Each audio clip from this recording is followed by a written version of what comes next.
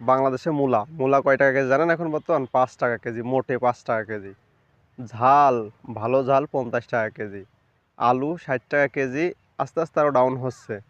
এরপরে ফুলকপি যেটা আছে এটা বর্তমান বড় বড় ফুলকপি, বাম্বু বাম্বু ফুলকপি, এটা কয় টাকা জানেন? 10 টাকা পিস। তারপরে যে পাতাকপি যেটা বলে, এটা বাম্বু বাম্বু পাতাকপি, স্যার আপনি একটু বাইরে গিয়ে আবার ঢুকেন, আমরা আপনাকে দাঁড়ায় সম্মান। এটা মাত্র 20 টাকা পিস, আরও দাম কমবে।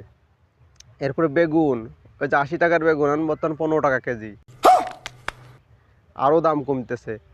কি একটা মজা চলে আসে না বাঙালিকে জন্য, গ্রামের লোকের জন্য কি একটা মজা।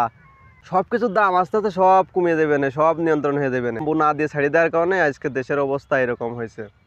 ওই যারা বলেছিল যে মূলা 100 টাকা, স্বাধীন দেশের মূলা 100 টাকা কেজি, কি অবস্থা, কেমন স্বাধীন হলো দেশ, তাদের একটু ধরে নিয়ে আসেন আর মূলা পিছন দিয়ে দেন।